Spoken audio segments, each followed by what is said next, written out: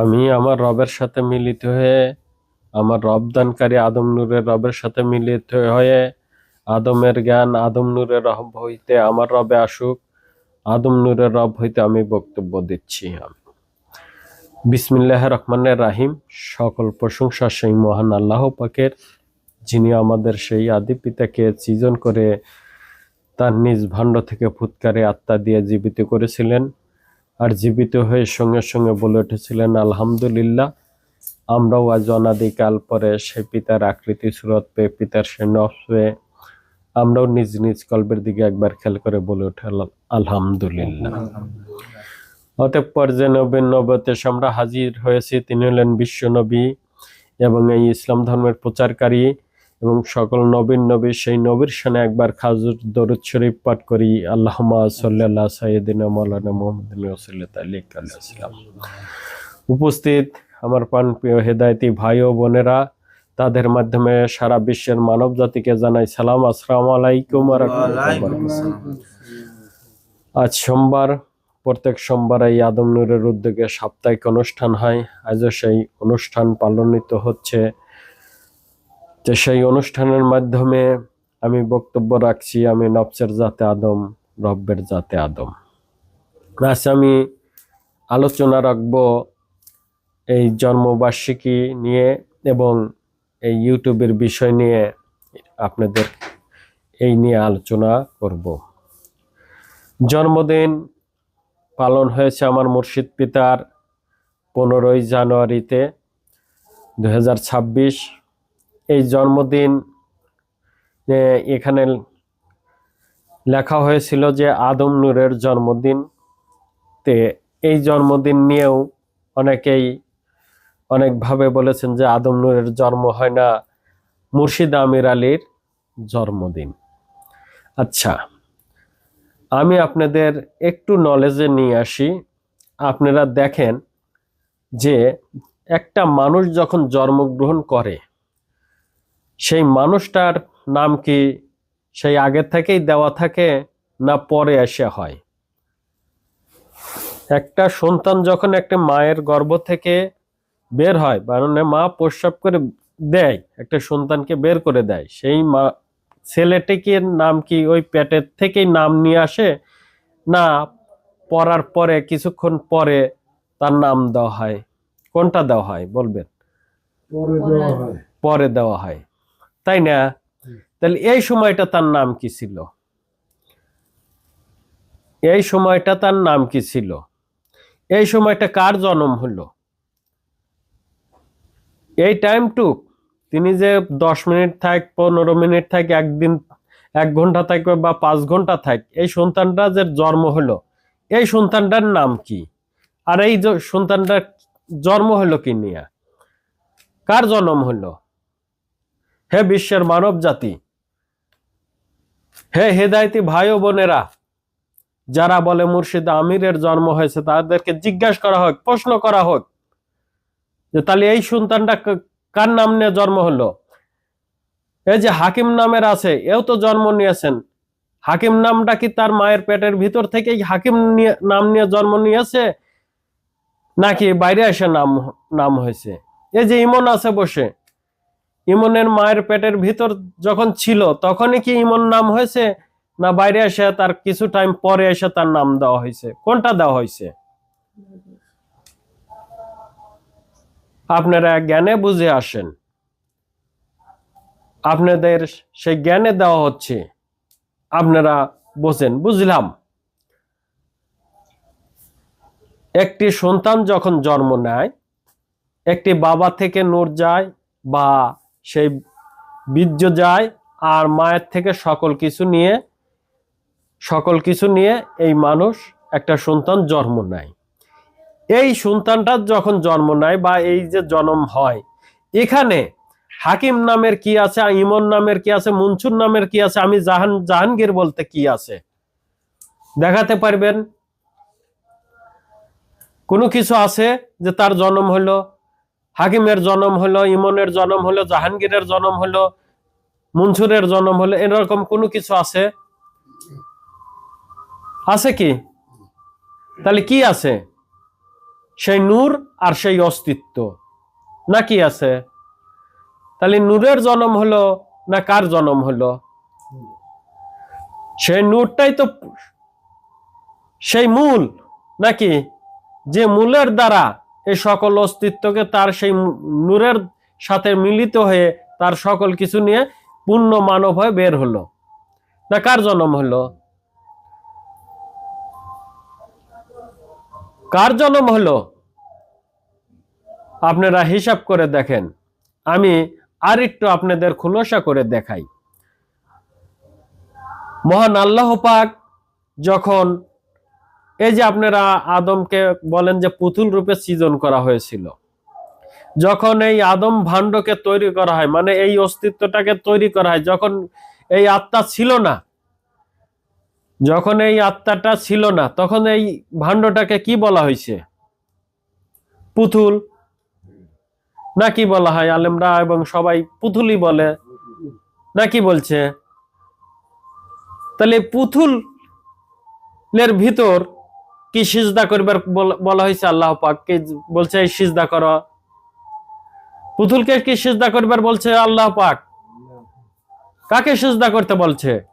বলছে যে যখন আমি আমার আত্মা ফুঁকে দেব আদমকে, আমার এই ভাণ্ডর ভিতর যখন আমার আত্মাকে ফুঁকে দেব, ঠিক তখন তাকে সিজদা করবে, নাকি বলা হয়েছে? আর মহান মালিকের ইচ্ছায় সেই যিনি সেই নূরকে অর্জন করেছেন, সেই আদম নূরের মুর্শিদ হযরত আমির আলী আত্মসত্তায় বিলায়েতে আদম নূরি, তিনি বলেছেন যে মহান আল্লাহ পাক তার সকল কিছু দিয়েই এই আদমকে সৃজন করেছেন, নাকি বলেছেন? মহান আল্লাহ পাকের সকল কিছু দিয়েই এই আদমকে সৃজন করেছেন। তার আল্লাহ পাকের রব দিয়েছেন, যদি সকল কিছুই হয় তাহলে আল্লাহ পাকের যে রব, সেই রবই আদমকে দিয়েছেন। আল্লাহ পাকের যে দিন, সেই দিনও আদমকেই দিয়েছেন। আল্লাহ পাকের যে সূরত, সেই সূরতও আদমকেই দিয়েছেন। আল্লাহ পাকের যে সেই নূর, সেই নূরও আদমকে দিয়েছেন, নাকি বুঝায়? এবং মুর্শিদ পাক এটাও বলেছেন এই ভাণ্ডটা আদম না, এই ভাণ্ডের ভিতর যখন মহান আল্লাহ পাক রূহ ফুঁকে দেন, ঠিক তখনই তার নাম হয় আদম, তখনই তার নাম হয় আদম। ঠিক তেমনি ভাবে প্রত্যেকটা সন্তান যখন জন্ম নেয়, প্রত্যেকটা সন্তানের নামই থাকে আদম, থাকে না? নাকি থাকে? ঠিক তার কিছুক্ষণ পরে তাকে জানা চেনার জন্য, এই পৃথিবীতে জানা চেনার জন্য, বোঝার জন্য, চিহ্নিত করার জন্য তার একটা নাম দেওয়া হয়, না কি করা হয়? তাহলে জন্ম কার হলো? সেই নূরের জন্ম হলো না কার জন্ম হলো? কার জন্ম হলো? আমার মুর্শিদ পাক তিনি যখন এই নূরকে হাসিল করেন, এই নূরের সাথে যখন একত্ববাদ হন, তখনই তিনি বলেন যে আমি আদম নূর কথা বলছি। এই আদম নূর হাসিল করার আগেও তো তিনি এই বাৎসরিক অনুষ্ঠান পালন করেছেন। প্রতি বছরের চৈত্র মাসের পূর্ণিমাতে আদম নূরের বাৎসরিক জালসা হয়। তিনি যখন আদম নূর হাসিল করেন নাই, তার আগের থেকেই তো জালসাটা হচ্ছে, মনসুর ভাই, হচ্ছে না? তাহলে তিনি যে বললেন যে এই আদম নূর হাসিল করার পর থেকে এই আদম নূরের সে জন্ম ঘটে, সেদিন থেকে এই আদম নূরের এই অনুষ্ঠান হয়, জন্মদিন পালন হয়। এটা হলো আদম নূরের জন্মদিন। তিনি প্রথম বলেছেন আমি সেই বিলায়েত কথা বলছি, না কি বলেছেন? তিনি কি বলছেন আমি আদম নূর কথা বলছি? মিথ্যাবাদীর মিথ্যা বলতে বলতে মিথ্যার এত বড় আস্পর্ধা, মিথ্যা বলতে বলতে জিহ্বা বড় হয়ে গেছে নাকি? কখন কি বলা যায় কি বলা যায় না জ্ঞানে বুঝে আসে না। জ্ঞানে বুঝে থাকতে হয় যে আমি কি বলতেছি আর কি না বলতেছি। প্রত্যেকটা মানুষ যখন জন্ম নেয় তার কোনো নামই থাকে না, সকল মানুষের নাম থাকে তখন আদম। যেরকম এই সকল মানুষকে এক নামে ডাকা হয় আদম জাতি, না কি বলা হয়? তখন কি কোনো নাম ব্যবহার করা হয়? নাম ব্যবহার করা হয় না। তাহলে প্রত্যেকটা যখন সন্তান জন্ম নেয় তখন ওই নূরেরই জন্ম হয়। এক নূর থেকে নূর যখন ছোটে তখন ওইটা তার নূরের সাথে অস্তিত্ব নিয়ে সে পূর্ণ আকার নিয়ে অস্তিত্ব নিয়ে জন্মগ্রহণ করে, না কি বলা হয়েছে? মুর্শিদ পাকও বলে নাই যখন নূর ছোটে, বলছে না? আমি ইমন বলছে তো না? আমি ভুল বলতেছি? ভুল বলতেছি কি? তাহলে এরকম মিথ্যা কথা বলে বলে মানুষকে ছড়ানো বাদ দেন। আপনি হেদায়েত গ্রহণ করেছেন, আপনি সেই হেদায়েতের সেই সত্যতা নষ্ট করে ফেলেছেন। আপনি সেই হেদায়েতটা আগে আনেন, সেই হেদায়েত মতো চলেন, তাহলে হয়তো সেই আদম নূরের তরফ থেকে সেই জ্ঞানগুলো আপনি পেতে পারেন। নইলে কখনোই আপনি এরকম ভুলভাল বক্তব্য দিয়ে আপনারা যারা সেই আদম নূরের কাছে আসতে চায়, যারা সেই হেদায়েত গ্রহণ করতে চায়, তাদেরকে পথকে আটকিয়ে দিচ্ছেন, বন্ধ করে দিচ্ছেন। ওই যে শোনেন নাই যে বিশ্ব নবীকে বুড়ি কাটা দিত, শুনছেন? রাস্তায় কি দিত? কাটা দিত না? আছে তো। এই কাটাটা কি? এই কাটাটা কি? এই কাটাটাই হলো দুর্নম, যাতে ওই বিশ্ব নবীর কাছে না যেতে পারে, না কি হয় মনসুর ভাই? প্রত্যেক দিন একটা লোককে কাটা দেওয়া সম্ভব, কিন্তু প্রত্যেক দিন ওই মানুষটার নামে দুর্নাম ছড়ানো কিন্তু সম্ভব, না কি হয়? ঘন্টায় ঘন্টায় সম্ভব, মিনিটে মিনিটে সম্ভব। তাহলে তিনি কাটা, ওই কাটা দেন নাই যে কাটা আমরা দেখতে পাই, এই কাটা না। তিনি ওই বিশ্ব নবীর নামে তিনি এই কাটা বিছাইছেন যাতে ওই বিশ্ব নবীর কাছে না যেতে পারেন। তে তোমরা আদম নূরের কাছে, আদম নূরের চার কোণা বসে তোমরা সকল মানুষ সেই কাটা ছড়াচ্ছ যাতে আদম নূরের কাছে না যেতে পারে। তোমরা সেই বুড়ির মতো বসে আদম নূরের সেই চার কোণা বসে কাটা ছড়াচ্ছ, দুর্নাম ছড়াচ্ছ যাতে আদম নূরের কাছে কেউ না যেতে পারে, না কি করছো? তার ব্যতিক্রম কোনো কিছুই না, তার ব্যতিক্রম কোনো কিছুই না। তুমি বারবার বলে থাকো যে আমরা আমিরের সুরত কামাই করব, আমিরের দিন কামাই করব। আমিরের দিন দ্বারা তুমি দেখো আমিরের সুরত কে কায়েমি হও। এই ভিডিও তো তুমি বলেছো, এই ভিডিও তো তুমি বলেছো। আমি সকল হেদায়েতি ভাই বোনদেরকে উদ্দেশ্য করে বেশিরভাগ বলছি, আপনারা দেখেন যে মুর্শিদ পাক কোন জায়গাকে এরকম বলেছেন? তিনি বলেন যে আমিরের নফসি কামাই করতে হবে। এ ভিডিওতে বলছে না ইমন? আপনারা শুনছেন তো? একটু হান একটু জোরে বললে ভালো হয়। শুনছেন যে আমিরের দিন কামাই করতে হবে, আমিরের নফস কামাই করতে হবে। আমরা সেজন্য হেদায়েত গ্রহণ করেছি। সেই হেদায়েত নিয়ে আমিরের নফসি কামাই করব, আমিরের দিন কামাই করব, আমিরের সুরত কামাই করব। আমি প্রত্যেকটা হেদায়েতি ভাই বোনদেরকে উদ্দেশ্য করে বিশেষভাবে বলছি, আদম নূরের মুর্শিদ আপনাদের যখন হেদায়েত দিয়েছেন, আপনারা যখন হেদায়েত নিয়েছেন, তখন প্রথমেই দেখেন আপনাকে সেই হেদায়েত দিয়েছেন। তারপরে কি করেছেন? তওবাতে নাসোয়া পড়াইছেন, তারপরে কিছু আলোচনা করছেন, না কি করেছেন? যে তোমার সেই ঈমান এনে দেওয়া হবে, তোমার সকল সেই অপকর্ম ফেলে দেওয়া হয়েছে, তোমাকে সেই পবিত্র চাদর বিছিয়ে দেওয়া হয়েছে। তুমি যখনই হাঁটবে তখন বলবে যে আমি সেই পবিত্র চাদরের পার দিয়ে হাঁটতেছি, বলছে না এরকম? তোমাকে সেই আদম কালেমা পড়ার ভিতর দিয়ে তোমাকে সেই আদম নূরের উপর সেই ঈমান এনে দেওয়া হবে, না কি বলা হয়েছে? কি বলছে মন? এটাই তো বলছে। তাহলে এখানে যদি সেই আমিরের নফসি কামাই করা হয়, তাহলে আমিরের উপর ঈমান আনতে হবে না কি করতে হবে? না কি করতে হবে বলো? তাহলে ঈমানটা তো সেই আমিরের উপর আনতে হবে, তাহলে সে না হয় সেই আমিরের নফসি ধরা যাবে। আমি বারবার বলেছি আমির নামের কোনো নফসি হয় না, আমির নামের কোনো নফসি হয় না। আপনারা হিদায়াতের সময় বারবার দেখেন যে আপনাকে সেই আদম কালেমার পড়ার ভিতর দিয়ে আদম নফসির উপর ঈমান এনে দেওয়া হয়েছে, ঠিক কিনা? সকল হেদায়েতি ভাইরা আমার এই ভিডিওতে কমেন্ট দিয়ে বলবেন যে মিথ্যা বলতেছি না সত্য বলতেছি। প্রত্যেকটা মানুষকে সেই আদম নূরের নফসকে বলে বলে পথ চলতে বলা হয়েছে, বলছে কিনা?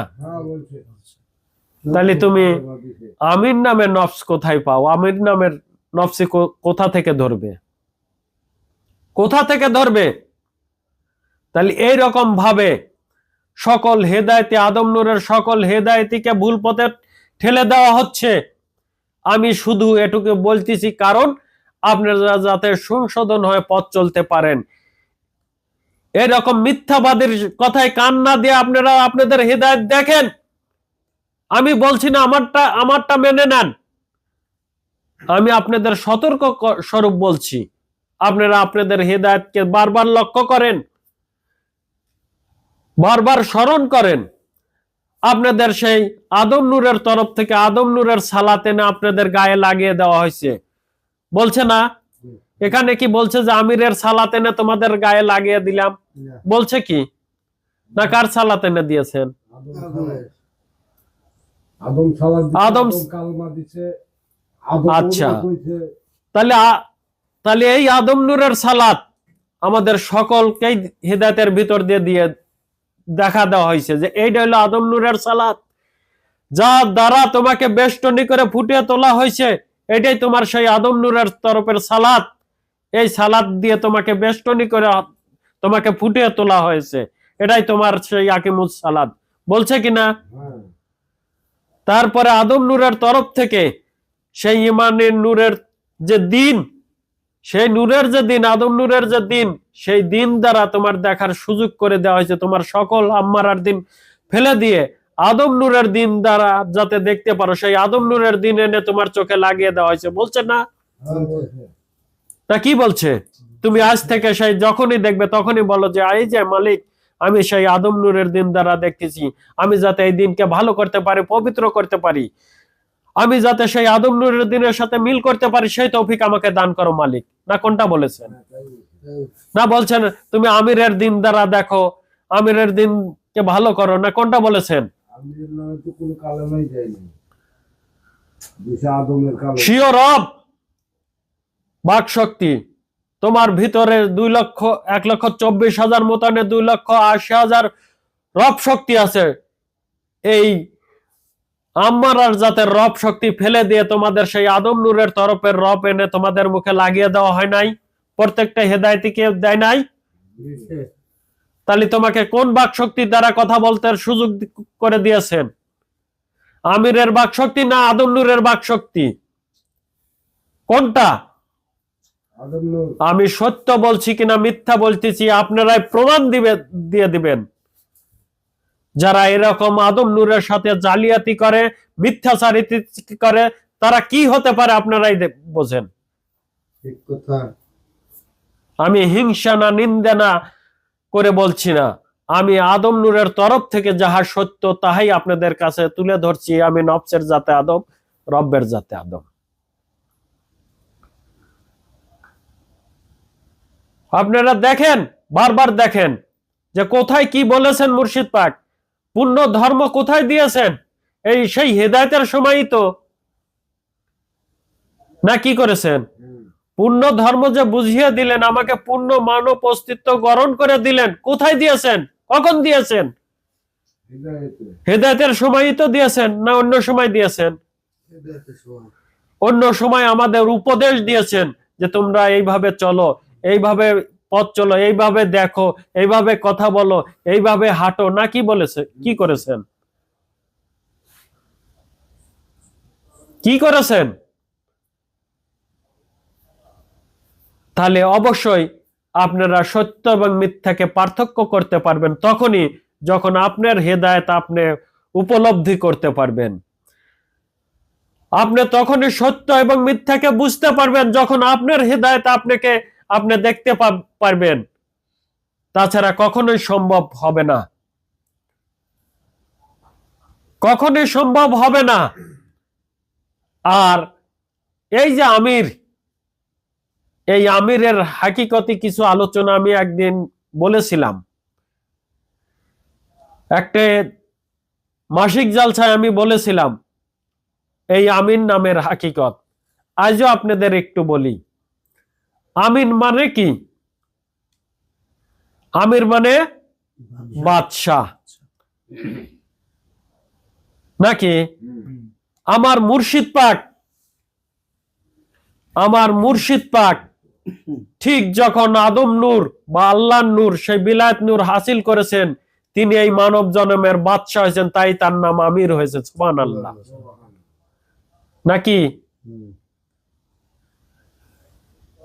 এই নামটা না, তিনি যখন বাদশাহ হয়েছেন তাকেই আমির বলা হয়।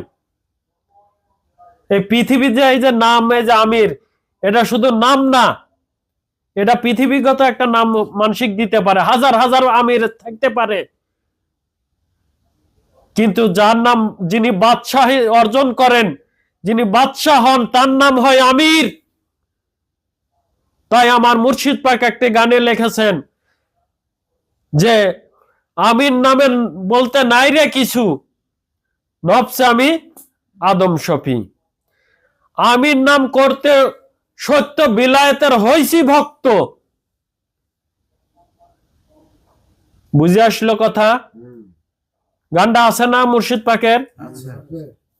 তাহলে সেই নূর, বিলায়েত নূর যিনি অর্জন করেছেন, তার সাথেই এই আমির নাম যোগ হয়েছে। তিনি সেই বাদশাহ, আমার মুর্শিদ পাক সেই বাদশাহ, মানব সেই অস্তিত্বের বাদশাহ। এই বাদশাহী জীবন যদি কেউ কামাই করতে চায়, এই বাদশাহী জীবন যদি কেউ ধরতে চায়, একমাত্র সেই আদম নূরের কাছেই বা সেই আমিরের কাছে, যে বাদশাহ হয়েছেন সেই আমিরের কাছেই আসতে হবে। আপনারা বলতে পারেন যে হয়তো পৃথিবীগত আমির না, তিনি পৃথিবীগত আমির না, সেই বাদশার নাম আমির, তাই তার নাম আমির। বলতে পারেন না তার নাম আমির। এই পৃথিবীগত যে আমার নাম জাহাঙ্গীর, তোমার নাম হাকিম, তোমার নাম মনসুর, এই নামের আমির না, এই নামের কোনো কিছুই নাই। যদি ওই নামের আমির বলতে নফসি থাকে, তাহলে তুমি ইমন নামেরও নফসি থাকতে হবে, তুমি হাকিম নামেরও নফসি থাকতে হবে, আমি জাহাঙ্গীর নামেরও নফসি থাকতে হবে। প্রত্যেকটা মানুষেরই একটি করে নফসি থাকতে হবে। আল্লাহর ন্যায় বিচার, আদম নূরের ন্যায় বিচারে আমি সত্য খাড়া করছি আদম নূরের তরফ হতে।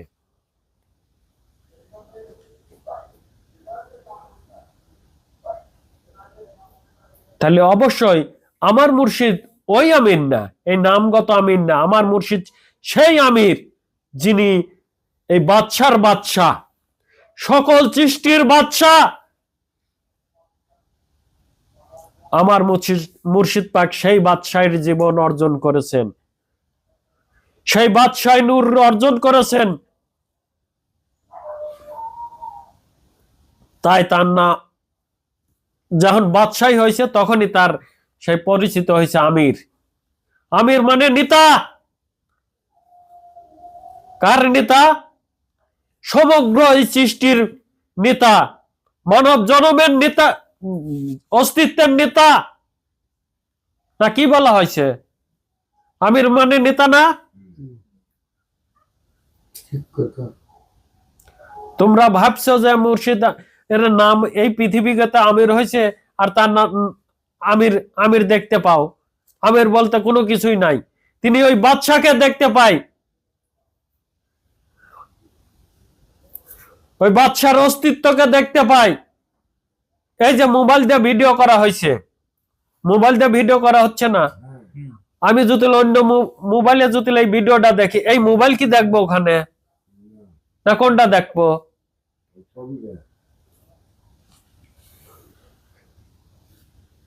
জ্ঞানে বুঝে আসেন। আদম নূরের তরফে হতে এখান থেকে সত্যই দেখানো হয়, কোনো মিথ্যা দেখানো হয় না।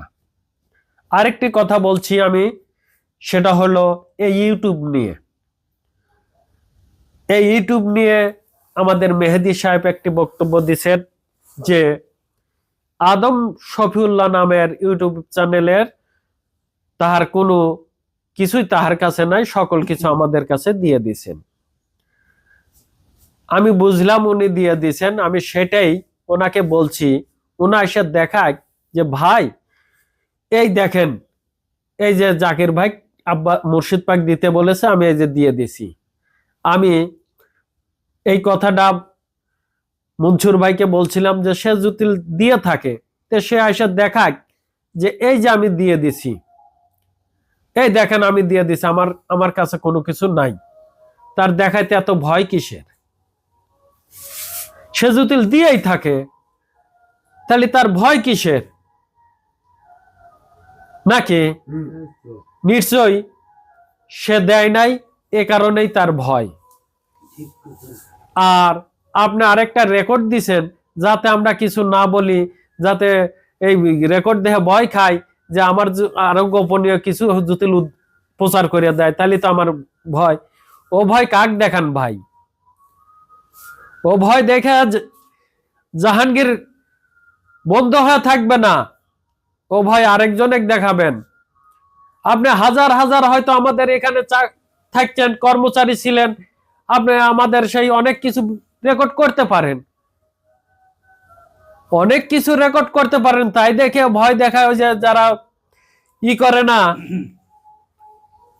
ওই অশ্লীল ভিডিও করে মানুষের ঠান্ডা টাকা কামাই করে না, আপনি কি তাই করতে চাচ্ছেন?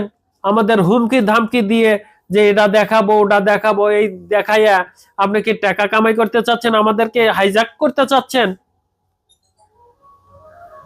যে এই ভিডিও বা এই অডিও ফাঁস করে দেব এত টাকা না দিলে?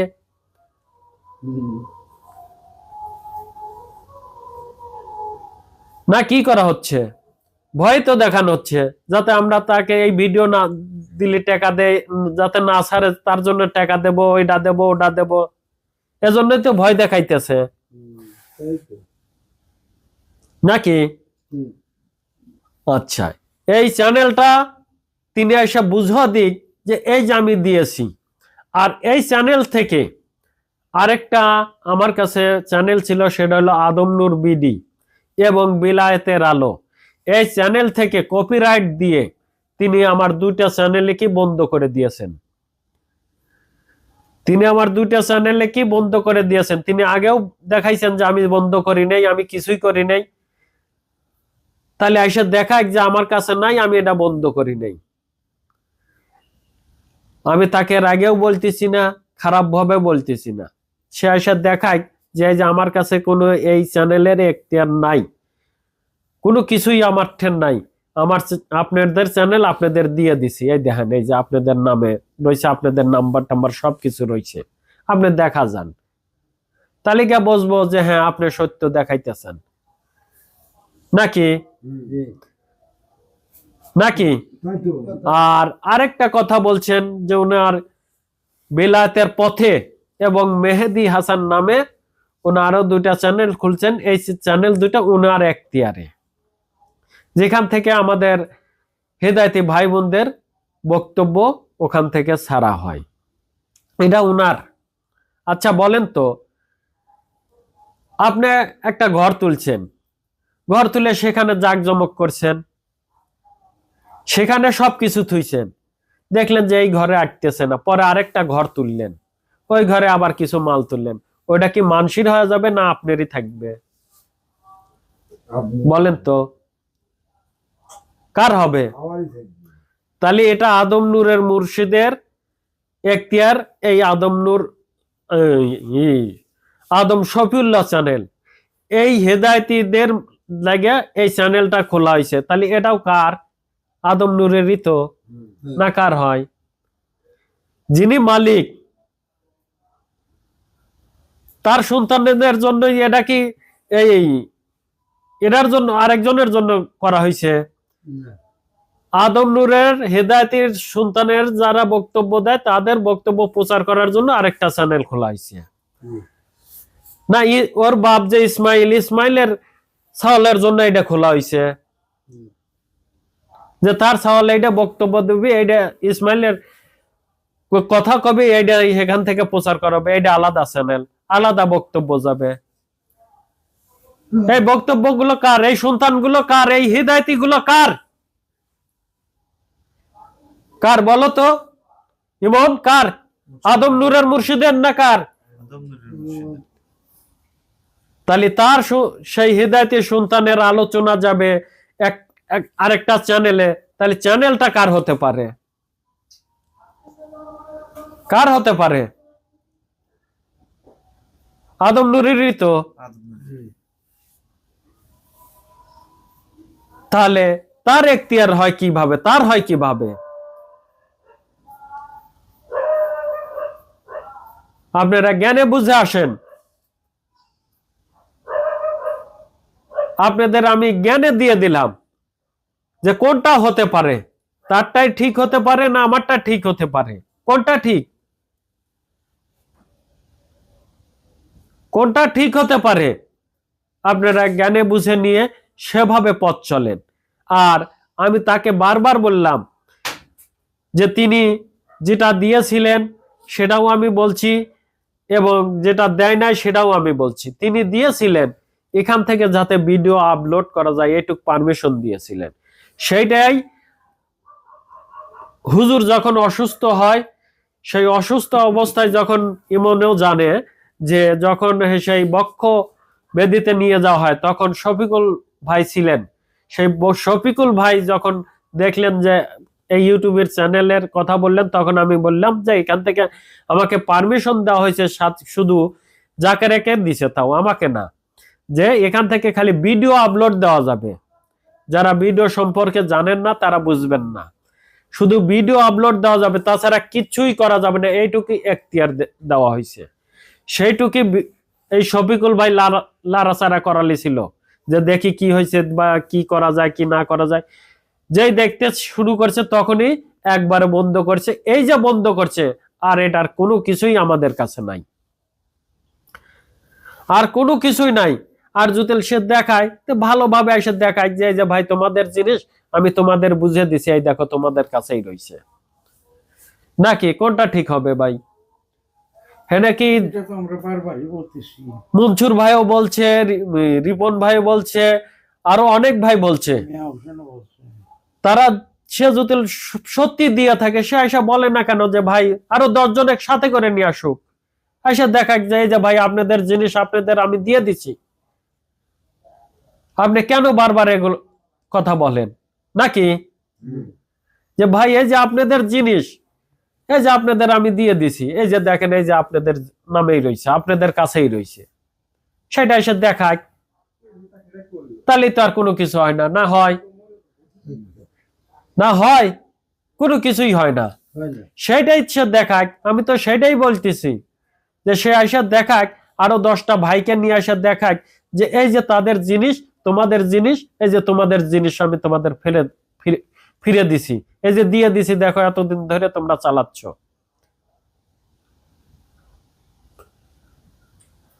তাহলে আমরা মোটামুটি এই ভিডিও সম্পর্কে এবং আমির আলী বা আদম নুরি সকল কিছুর এখান থেকে খুলসা বক্তব্য পেলাম, সত্য জানতে চিনতে পারলাম। নাকি আমাদের যে মুর্শিদ পাক কি ধরতে দিয়েছেন,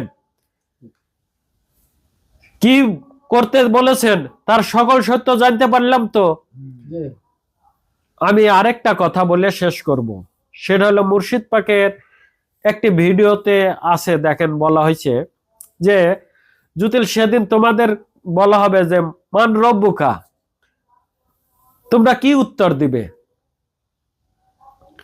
যদি নবের হাদিসে আছে না যে মান রব্বুকা, তোমার রব কি ছিল, তুমি কি উত্তর দিবে?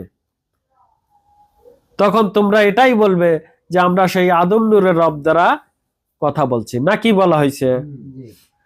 আর আদমকে যদি জিজ্ঞাসা করা হয়, মানে আদম নূর যিনি হাসিল করেছেন, মুর্শিদ পিতাকে যদি জিজ্ঞাসা করা যায় যে তুমি কার রব দ্বারা কথা বলছো, তখন মুর্শিদ পাককে বলবে যে আমি আদম আদম নূরের রব দ্বারা কথা বলেছি, এটা বলবে না, না। তিনি কি বলবেন? আল্লাহর রবে। তিনি বলছেন যে আমি সেই ইলার রবে কথা বলছি।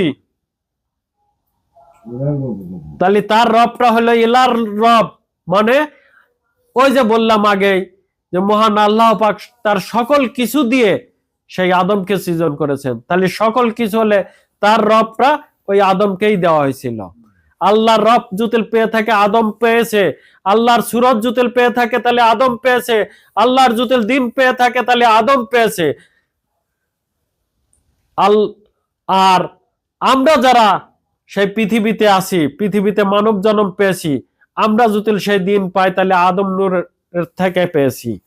আমরা যদি সেই রব শক্তি পাই তাহলে আদম নূরের থেকে পেয়েছি। আমরা যদি সেই সুরত পাই তাহলে আদম থেকে পেয়েছি, নাকি? জি। আমরা তো আদম, আল্লাহ তো আমাদের দেয় নাই, না দিছে? আল্লাহ একমাত্র দিয়েছে কাকে? আদম শফিউল্লাহকে। সেই আদম শফিউল্লাহর সাথে আমার মুর্শিদ পাক মিরাজ মিলন ঘটিয়ে সেও যা, তিনিও তাই। সুবহানাল্লাহ। বুঝে আসলো জ্ঞানে? জি। বুঝে আসলো জ্ঞানে? তাহলে অবশ্যই মুর্শিদ পাক দেখো বারবার বলেছে যে তোমরা সেই আদম নূরের সাথে মিলিত হও। আরেকটা বক্তব্য মুর্শিদ পাক দিয়েছিলেন যে তুমি প্রেম করো তার সাথে করো যে তোমাকে কবর জগৎ থেকে বাঁচাতে পারে, না কি বলেছিল? জি।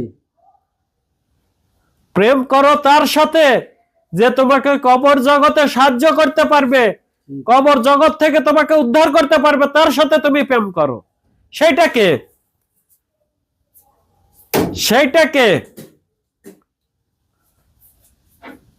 সেটাই হলো আদম নূর।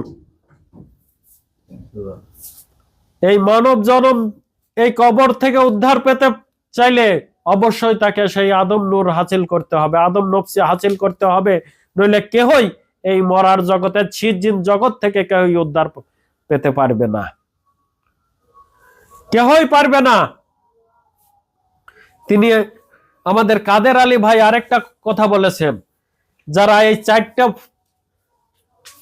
ফরজ সত্য দেখাইছেন যে মুর্শিদ পাক এই চারটা সত্য যারা অর্জন করতে পারে তারা সেই হেদায়েতের বা কাজ করতে পারে বা এই সত্য কথাগুলো বলতে পারে। তুমি কি করেছো?